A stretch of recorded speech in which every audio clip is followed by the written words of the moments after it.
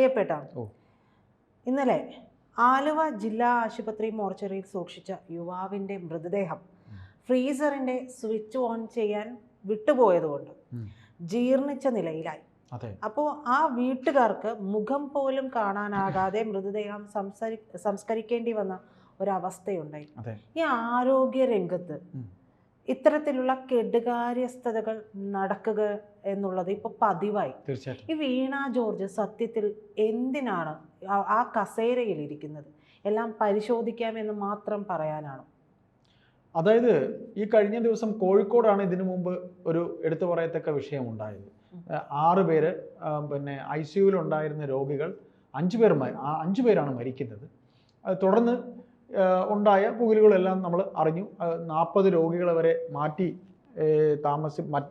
മറ്റ് പ്രൈവറ്റ് ആശുപത്രി കൊണ്ടുപോയി അവിടുന്ന് വീണ്ടും കൊണ്ടുവന്ന് ആ സംഭവം ഉണ്ടായതിൻ്റെ മുകളിലത്തെ നിലയിൽ കൊണ്ട് പിന്നെ എന്താ പറയുക, ഗുഡ്സ് ഡംപ് ചെയ്യുന്ന പോലെയാണ് രോഗികളെ കൊണ്ട് കിടത്തിയത്.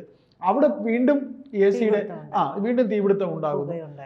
അപ്പോൾ അങ്ങനെ നോക്കുമ്പോൾ നമുക്ക് ഇതെല്ലാം കൂടെ കൂട്ടി വായിക്കുമ്പോൾ മനസ്സിലാകുന്നൊരു കാര്യം, ഈ പറയുന്ന ആരോഗ്യമന്ത്രി ഈ പ്രസ്തുത വിഷയങ്ങൾ പത്രസമ്മേളനം നടത്താനായി പത്രക്കാരുടെ മാധ്യമങ്ങളുടെ മുന്നിൽ ഇരിക്കുമ്പോൾ അവരുടെ ബോഡി ലാംഗ്വേജ് നമ്മൾ നോക്കുമ്പോൾ അവർ ഈ പറയുന്ന വിഷയങ്ങളിലൊക്കെ ആരെയൊക്കെയോ സംരക്ഷിച്ച് നിർത്താൻ വെമ്പൽ കൊള്ളുന്നതായിട്ടാണ് നമ്മൾ കാണുന്നത്. അവർ ഒരുതരം വല്ലാത്ത പേടിയും ഭയവും ഉള്ള ഒരു രീതിയിലാണ് സംസാരിക്കുന്നത്. കാര്യം ഡോക്ടേഴ്സ് തലപ്പത്തുള്ള അവരുടെ ഭരണത്തിന് കീഴിൽ ഒരു ജനപ്രതിനിധി, ഒരു മന്ത്രിയുടെ മുന്നിൽ ഈ പറയുന്ന ഡോക്ടേഴ്സോ അല്ലെങ്കിൽ അവരുടെ വകുപ്പിന് കീഴിലുള്ള ആൾക്കാരോ ഒന്നും തന്നെ അങ്ങനെ അത്രയും പേടിയും ഭയം എന്ന് ചേട്ടൻ പറയുമ്പോൾ എനിക്ക് തോന്നിയത് മറ്റൊരു കാര്യമാണ്. അതായത് ഒരു കുട്ടി പിണറായി കുട്ടി പിണറായി അത് ഞാൻ പറഞ്ഞു വരികയായിരുന്നു. ഈ പറയുന്ന രോഗികൾ ഈ പറയുന്ന സംഭവം ഉണ്ടായി, രോഗികൾ മരിച്ചു, പലരും ICUവിൽ കിടന്നവര് ജീവൻ ഉണ്ടായിരുന്ന രക്ഷപ്പെടുമായിരുന്നവർ മരിച്ചു. അപ്പോൾ ഈ ഡോക്ടേഴ്സിനെ ഇരുത്തി ഇദ്ദേഹം പത്രസമ്മേളനം നടത്തുമ്പോൾ ഈ പറയുന്ന കുറ്റങ്ങളും തെറ്റുകളും ഒക്കെ കാണിച്ചിട്ടും ഈ തൊട്ടടുത്തിരിക്കുന്ന ഡോക്ടേഴ്സിൻ്റെ അടുത്തൊക്കെ അങ്ങനെയല്ലേ എന്നൊക്കെ ചോദിച്ച് അവരെയും കൂടെ സോപ്പെടുത്തക്ക രീതിയിലാണ് ഇവർ സംസാരിക്കുന്നത്. വകുപ്പ് മേധാവി ഡോക്ടറാണ്, അദ്ദേഹം പറഞ്ഞിട്ടല്ലേ അങ്ങനെയല്ലേ എന്നൊക്കെ ഇവർ ചോദിക്കുമ്പോൾ ഇവർ ഈ കാണിക്കുന്ന തെറ്റുകൾക്ക് ഇവർ വെള്ളം പൂശാൻ ശ്രമിക്കുകയാണ്.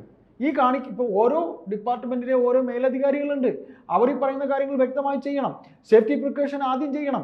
സേഫ്റ്റിയുടെ കാര്യം പറയുമ്പോൾ ഇതിനു മുമ്പ് ഒരു തവണ പരിശോധനയ്ക്ക് അയക്കേണ്ട ആന്തരിക അവയവങ്ങൾ തിരുവനന്തപുരത്ത് മെഡിക്കൽ കോളേജിൽ ആക്രിക്കാരൻ വന്നപ്പോൾ പ്ലാസ്റ്റിക് ഡപ്പ ഇരിക്കണം, അയാൾ ഡപ്പ എടുത്തോണ്ട് പോയി. ഇത്ര സുരക്ഷിതത്വം ഇല്ലാതെയാണോ ഈ കാര്യങ്ങളൊക്കെ ചെയ്യുന്നത്? അല്ല പ്രീത, എന്റെ സംശയമേ ഈ പറയുന്ന മെഡിക്കൽ കോളേജിൽ ആക്രിക്കാരൻ കയറുന്നത് സെക്യൂരിറ്റി അറിയാതെ കയറില്ല. 2 ആക്രിക്കാരൻ കയറിയ സ്ഥാനത്ത് ഒരു തെരുവ് നായി എടുത്തോണ്ട് പോയി എന്ത് ചെയ്യുമായിരുന്നു? അതെ, തെരുവ് നായ ഈ പരിശോധനയ്ക്ക് അയക്കേണ്ട ഈ ആന്തരിക അവയവം കൊണ്ടുപോയ തെരുവ് നായ്ക്ക് അറിയാമോ? ഇത് തെരുവ് നായ ആയാലും ആക്രിക്കാരൻ കൊണ്ടുപോയാലും അത് തീർത്തും സുരക്ഷിതത്വം അല്ലാത്ത രീതിയിൽ അത് അവിടെ വെച്ചത് കൊണ്ടാണല്ലോ, അയാൾക്ക് ആക്രിയായിട്ട് തോന്നിയത് കൊണ്ടാണല്ലോ അത് എടുത്തോണ്ട് പോകുന്നത്. തീർച്ചയായിട്ടും. അതായത് വീണ ജോർജ് എന്ന് പറയുന്ന ആരോഗ്യമന്ത്രി ഭരണത്തിൽ ഏറിയ ശേഷം ഇപ്പോൾ അവസാനമുണ്ടായ മറ്റൊരു വാർത്ത എന്താണ്? തിരുവനന്തപുരത്ത് ശ്രീചിത്ര മെഡിക്കൽ സെന്ററിന് സമീപത്ത് തന്നെയുള്ള RCCയിൽ കേവലം ഒരു കാത്ത് ലാബിന്റെ ഉദ്ഘാടനം വീണ ജോർജിനെ കൊണ്ട് ഫലകം ഉദ്ഘാടിച്ചില്ല എന്ന് പറഞ്ഞുകൊണ്ട് അവിടെ ഗംഭീര അടി നടക്കുകയാണെന്നാണ് ഇപ്പൊ പുറത്തു വരുന്ന വാർത്ത. ഇതൊക്കെ അല്ല, ഇതിൽ മനസ്സിലാക്കാനുള്ള ഇത്രയേ ഉള്ളൂ. വീണ ജോർജ് ആരോഗ്യ വകുപ്പിൽ എന്നല്ല, മുഖ്യമന്ത്രി തന്നെ. മുഖ്യമന്ത്രിയുടെ കാര്യം നമ്മൾ പറയുമ്പോൾ മുഖ്യമന്ത്രിക്ക് IAS തലപ്പത്തിലെ പ്രശ്നം തീർക്കാൻ ഇതുവരെ പറ്റിയിട്ടില്ല. ഇപ്പോൾ പ്രശാന്തിനെ 6 മാസം വീണ്ടും സസ്പെൻഡ് ചെയ്യും. IAS-കാരനെ ജയതിലകനെ പ്രൈവറ്റ് സെക്രട്ടറി ആക്കിയിരിക്കുന്നു. അതായത് നമ്മൾ ഈ പറയുന്ന മറ്റു രാഷ്ട്രീയ നിരീക്ഷകർ പറയുന്നത് പോലെ മുഖ്യമന്ത്രിയുടെ കൂട്ടുകച്ചവടങ്ങൾ, കളങ്കിത വ്യക്തിത്വങ്ങളായുള്ള എബ്രഹാമിനെ പോലുള്ളവരെയൊക്കെ കൂട്ടുപിടിച്ചുള്ള അദ്ദേഹത്തിന്റെ ഭരണത്തിൽ ഉണ്ടായിരിക്കുന്ന, ഇപ്പൊ പ്രജിത പറഞ്ഞു അദ്ദേഹം ഒരു പിണറായി കളിക്കുകയാണെന്ന്. നോട്ടത്തിലും വാക്കിലും നോക്കിലും പ്രവൃത്തിയിലും പിണറായി മാത്രമല്ല വീണ ജോർജ്, ശരിക്കും പിണറായി ചെയ്യുന്നത് പോലെ തന്നെ കളങ്കിത വ്യക്തിത്വങ്ങളെ സംരക്ഷിക്കുന്ന ഒരു സ്വഭാവമാണോ ഇവർ കാട്ടുന്നതെന്നാണ് നമുക്ക് സംശയം ഉണ്ടാകുന്നത്. അതായത് അതിന്റെ ഒരു പാരമ്പര്യം, നമുക്ക് ഒരാളോടുള്ള ഒരു ആരാധന മൂത്ത് കഴിയുമ്പോഴേ നമ്മൾ അറിയാണ്ട് അത് അവരായി മാറും എന്നുള്ളതൊക്കെ പറഞ്ഞിട്ടേ ഈ നടന്മാരൊക്കെ പറഞ്ഞിട്ടില്ല. ചില സമയങ്ങളിൽ ഞാൻ ആ കഥാപാത്രമായി പോയി, എനിക്ക് അതിൽ നിന്ന് ഇറങ്ങിപ്പോരാൻ ദിവസങ്ങൾ വേണ്ടി വന്നു എന്നൊക്കെ പറഞ്ഞേക്കുന്നത്. അത്തരത്തിൽ ഈ ആരാധന മൂത്ത്, ഒന്നാമത് ഇരിക്കേണ്ടാത്ത സ്ഥാനത്താണ് ഇരിക്കുന്നത്, ഒരിക്കലും പ്രതീക്ഷിക്കാത്ത ഒരു സ്ഥാനമാണ് കിട്ടിയത്. സമരത്തിൽ അവരുടെ ബോഡി ലാംഗ്വേജ് ഒക്കെ വളരെ മോശമായിരുന്നു. അപ്പോൾ ഒട്ടും ഇരിക്കാൻ അർഹതയില്ലാത്ത ഒരു സ്ഥാനത്ത് ഒരു സ്ഥാനം നൽകി അവരെ ഇരുത്തുമ്പോൾ അതിലൂടെ അവർക്ക് ആരാധന മൂക്കുകയാണ്. ആ ആരാധന മൂത്ത് വരുമ്പോഴാണ് അടിമുടി പിണറായിയിലേക്ക് അവർ മാറിപ്പോകുന്നത്. അല്ല പ്രീത, ഇതിനകത്ത് നമ്മൾ പറഞ്ഞു കേൾക്കുന്ന ഒരു കാര്യം എന്ന് വെച്ചാൽ മുഖ്യമന്ത്രിയുടെ മരുമകൻ മുഹമ്മദ് റിയാസ് വഴിയാണ് ഇവർ ഈ മന്ത്രിപദത്തിലേക്ക് എത്തുന്നതെന്നാണ് പറയുന്നത്. അതെ, അതായത് നവകേരള യാത്രയിലൊക്കെ അവർ എപ്പോഴും അവര് തമ്മിലുള്ള ഒരു കൂട്ടുകെട്ട് അതിൽ ഒന്നുകൂടെ എനിക്ക് പറയേണ്ടതുണ്ട്. പ്രജിത ഒരു റിപ്പോർട്ടറാണ്, മാധ്യമ സ്ഥാപനങ്ങളിൽ റിപ്പോർട്ടറായിട്ട് ജോലി ചെയ്യുന്ന ആളാണ്. ഒരു ഡൗൺ ടു എർത്ത് റിപ്പോർട്ടർ എന്ന് പറയുമ്പോൾ അവർ പറയുന്ന പബ്ലിക്കുമായി ബന്ധപ്പെട്ട് അവരുടെ ആവശ്യങ്ങൾ, സർക്കാർ ചെയ്യേണ്ട കാര്യങ്ങൾ, ജനം അറിയേണ്ട വാർത്തകളാണ് ചെയ്യാറുള്ളത്. ഇവർ റിപ്പോർട്ടറൊന്നും ആയിരുന്നില്ല.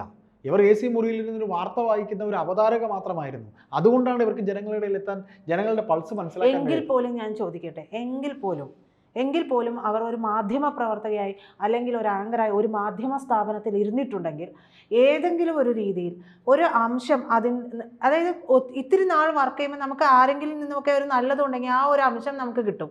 നമ്മളത് പഠിക്കുക എന്നുള്ള ഒരു സംഭവമുണ്ട്. ഇപ്പോൾ ചില കാര്യങ്ങൾ നമുക്ക് അറിയില്ല, നമ്മൾ കണ്ടുപഠിക്കും. നമ്മൾ കുറേ നാൾ ഇത് ചെയ്തു കഴിയുമ്പോൾ നമുക്ക് ഇതിൽ എന്താണ് വേണ്ടതെന്ന് മനസ്സിലാക്കേണ്ടതുണ്ട്. ഇവർ മാധ്യമ പ്രവർത്തകയിൽ നിന്ന് മന്ത്രിയായി മാറുമ്പോൾ എല്ലാവരും പ്രതീക്ഷിച്ചതും അത് തന്നെയാണ്. ആ ഒരു മാധ്യമ പ്രവർത്തകയായിരുന്നതുകൊണ്ട് പലരോടും പല ചോദ്യങ്ങളും ചോദിച്ചുള്ള അറിവിൽ നിന്നും അവർക്ക് കൃത്യമായി ഈ ഒരു രീതിയിലാണ് പോകേണ്ടത്, ആരോഗ്യരംഗത്തെ ഇങ്ങനെയാണ് കൊണ്ടുപോകേണ്ടത്, അത് മുഖ്യമന്ത്രിയോട് പറയാനും ആ കാര്യങ്ങൾ നടപ്പിലാക്കിയെടുക്കാനും ശ്രമിക്കുമെന്നാണ് എല്ലാവരും കരുതിയത്. പക്ഷേ അത് അടപടലം പാളിപ്പോയി. അല്ല, അതിന് ഉത്തരം ഞാൻ പറയുമ്പോൾ അത് ലഘൂകരിച്ചെന്ന് തോന്നരുത്. അവർക്ക് ആകെ ആ മാധ്യമ പ്രവർത്തകർ എന്ന രീതിയിൽ പറയാൻ പറ്റുന്ന 2 വാക്കുകൾ, അതായത് സമഗ്ര അന്വേഷണവും പുനഃപരിശോധനയും, അല്ലെങ്കിൽ പരിശോധിക്കട്ടെ എന്നുള്ളത്. അതായത് ഇതിൽ നമുക്ക് മനസ്സിലാക്കാനുള്ള ഒരു കാര്യം എന്ന് വെച്ചാൽ ഒരു വകുപ്പിൻ്റെ മന്ത്രിയായിട്ട് വരുമ്പോൾ ഇവിടെ നമ്മളിപ്പോൾ പറഞ്ഞു RCCയിൽ ഉള്ള പ്രശ്നം, ഇവിടുത്തെ കോഴിക്കോട് മെഡിക്കൽ കോളേജിലെ പ്രശ്നം, ശസ്ത്രക്രിയക്ക് കത്തിരി വരെ അകത്ത് പോയി. ഇവിടെ ഭരിക്കുന്നത് മന്ത്രിമാരല്ല, ഇവിടുത്തെ ട്രേഡ് യൂണിയനുകളാണ്. ഒരു സ്ത്രീയുടെ വയറ്റിൽ പഞ്ഞി വെച്ച് നിറച്ച് അതിനെ തുടർന്നുണ്ടായ ആരോപണങ്ങൾ വന്നപ്പോഴൊന്നും എപ്പോഴും പറയുന്നത് അവർ മോശക്കാരിയാണെന്നുള്ള രീതിയിലേക്ക് പറയുന്നത്. ശസ്ത്രക്രിയ കഴിഞ്ഞ് യുവതിയെ പീഡിപ്പിച്ച കഥയുണ്ട്. അപ്പൊ ഇത്രയും കഴിഞ്ഞ ദിവസവും നടന്നു അത്തരത്തിൽ തന്നെ ഒരു മെഡിക്കൽ കോളേജിൽ തന്നെ നടന്നു. അപ്പോൾ ഞാൻ ഈ പറയുന്ന ഇത്രയേ ഉള്ളൂ നമുക്ക് മനസ്സിലാക്കാനുള്ളത്. RCCയിലെ ഫലകത്തിൻ്റെ പ്രകാശനം മുതൽ പിന്നെ ആക്രിക്കാരൻ ആന്തരികാവയവങ്ങൾ എടുത്തുകൊണ്ട് പോയത് മുതൽ പിന്നെ ലിഫ്റ്റിനകത്ത് കുരുങ്ങിയത് മുതൽ ഇത്തരത്തിലെ പ്രശ്നങ്ങളൊക്കെ ഉണ്ടാകുമ്പോൾ ആശുപത്രികളെ ഭരിക്കുന്ന ആശുപത്രി സംരക്ഷണ സമിതി എന്ന് പറഞ്ഞൊരു സമിതിയുണ്ട്. അതുമാത്രമല്ല അവിടുത്തെ യൂണിയനുകളുണ്ട്. ഡോക്ടേഴ്സ് ഒന്നുപോയി രണ്ടാമത് തുമ്മിയാൽ തെറിക്കുന്ന മൂക്കാണ് ഡോക്ടർമാർ. ഏതെങ്കിലും ഒരു ഡോക്ടർക്ക് ഒരു നടപടി എടുത്തോട്ടെ, നാളെ അത്യാഹിതത്തിൽ ഡോക്ടർ ഉണ്ടാവില്ല. അത് ഉണ്ടാകില്ല എന്നുള്ളതല്ല, അത്തരത്തിലുള്ളവരെ മാറ്റി നിർത്താനും പകരക്കാരനെ അവിടെ എത്തിക്കാനും സാധിക്കുന്നിടത്താണ് മിടുക്ക്. അത് എങ്ങനെ മിടുക്ക് കാണിക്കും? ഇത് ഭരിക്കുന്നതെല്ലാം ഇവിടെ ഇവരെ സഖാക്കളല്ലേ. സഖാക്കൾ പറയും, സഖാവേ വീണ ജോർജ് നിങ്ങൾ അവിടെ ഇരിക്കുക, സഖാവ് വീണ ജോർജ് തിരിഞ്ഞിരിക്കുക, സഖാവ് വീണ ജോർജ് അങ്ങോട്ട് നോക്കൂ, സഖാവ് വീണ ജോർജ് ആ പേപ്പറിൽ ഒപ്പിടൂ, ഞങ്ങൾ കൊടുത്തേക്കുന്ന പേപ്പർ അവിടെ എത്തും, അതിൽ നിങ്ങൾ ഒപ്പിട്ടാൽ മാത്രം മതി, ഞങ്ങൾക്കറിയാം ചെയ്യാൻ. ഇതാണ് ഇവിടുത്തെ ട്രേഡ് യൂണിയൻ നേതാക്കൾ പറഞ്ഞത്.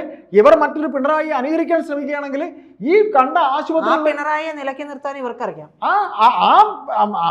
അവർ പിണറായിയെ കപ്പിത്താനായി ഇവർ അനുകരിക്കാൻ ശ്രമിക്കുന്ന വീണ ജോർജ് മനസ്സിലാക്കാനുള്ള സംഗതി, ഈ കാണുന്ന കെടുകാര്യസ്ഥതയൊക്കെ ഈ ജീർണിച്ച മൃതദേഹം എന്തുകൊണ്ട് ആ മൃതദേഹം വെച്ചിരുന്ന മോർച്ചറിയിൽ ഫ്രീസറ് ഇത്തരം കാര്യങ്ങൾ ചെയ്യേണ്ട ഉദ്യോഗസ്ഥൻ അവിടെ ഒരു അറ്റൻഡർ ഉണ്ടാവുമല്ലോ, അല്ലെങ്കിൽ അത് ചെയ്യേണ്ട ആളുണ്ടാവുമല്ലോ, അയാൾ എവിടെ പോയി?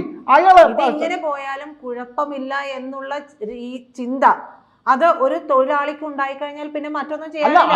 അങ്ങനെ നടപടികൾ എടുക്കേണ്ട സ്ഥലത്ത് നടപടികൾ എടുക്കാൻ ആരോഗ്യമന്ത്രിക്ക് കഴിയുന്നില്ല. ഇവിടെ ഭരിക്കുന്നത് ഇത്തരത്തിലുള്ള മുണ്ടുടുത്ത വേറെ കുറെ പിണറായിമാരാണ്, കൊച്ചു പിണറായിമാര് ആശുപത്രികളിലൊക്കെ ഇങ്ങനെ നടക്കുന്നുണ്ട്. അതായത് ചേട്ടാ, ഒന്ന് ഈ പറയുന്ന സഭയുടെ എന്താ പറയുക കൊണ്ടാണ് നോമിനിയായിട്ട് വരുന്നു. പിന്നീട് മന്ത്രി റിയാസിന്റെ സൗഹൃദം, അല്ല മന്ത്രി റിയാസാണ് പിന്നെ ഈ പറയുന്ന രീതിയിൽ മന്ത്രിപദത്തിലേക്ക് എത്തിച്ചു കൊടുത്തത്. അത് മന്ത്രി റിയാസിന്റെ സൗഹൃദം. ഇത്തരം കാര്യങ്ങളിലൂടെ മന്ത്രിപദത്തിലെത്തിയ ആൾക്ക് മറ്റൊന്നും ഇതിൽ ചെയ്യാനില്ല. അവർ പറയുന്നതിന്റെ ആജ്ഞാനുവർത്തികളായി പ്രവർത്തിക്കാൻ മാത്രമേ കഴിയുകയുള്ളൂ എന്ന് തെളിയിച്ചുകൊണ്ടിരിക്കുകയല്ലേ വീണ. ഏതായാലും റിയാസിനെ കൊണ്ട് വീണയ്ക്ക് മന്ത്രിയാകാൻ കഴിഞ്ഞു, ഒപ്പം റിയാസിനും മന്ത്രിയാകാൻ കഴിഞ്ഞു. മുഖ്യമന്ത്രി പിണറായി വിജയന് തൻ്റെ 2ാം മന്ത്രിസഭ എന്ന് പറയുന്നത് ഇത്തരത്തിൽ ഒരു പുതുമുഖ നിരയെ ഇറക്കുന്നു എന്ന് പറഞ്ഞ് ജനത്തിൻ്റെ മുന്നിൽ കണ്ണിപ്പൊടിയിട്ടുള്ള കുറച്ച് ഒന്നും അറിയാത്ത കുറേ എണ്ണത്തിനെയാണ് അദ്ദേഹം മന്ത്രിസഭയിൽ എടുത്തു വെച്ച് അതിലൂടെ നമ്മളെ ഭരിച്ച് മുടിച്ച് 9ാമത്തെ കൊല്ലത്തിലേക്ക് എത്തിച്ചു. ഇനി അടുത്ത 10 മാസം കൂടെ നമുക്ക് അവരെ ചുമക്കേണ്ടി വരും. അത്രേ ഇതിൽ പറയാനുള്ളൂ. മോർച്ചറിയിൽ നിന്ന് എടുത്ത ആ മൃതദേഹത്തിന്റെ മുഖം പോലും, സാബു എന്ന ആ ചെറുപ്പക്കാരന്റെ മരണപ്പെട്ട ആളിന്റെ പേര്, 45 വയസ്സ്, എന്നിട്ട് അത് ഒളിച്ചു വെക്കാൻ ശ്രമിച്ചു, ബന്ധുക്കളെ കൊണ്ട് അത് പറയിക്കാതിരിക്കാൻ ശ്രമിച്ചു.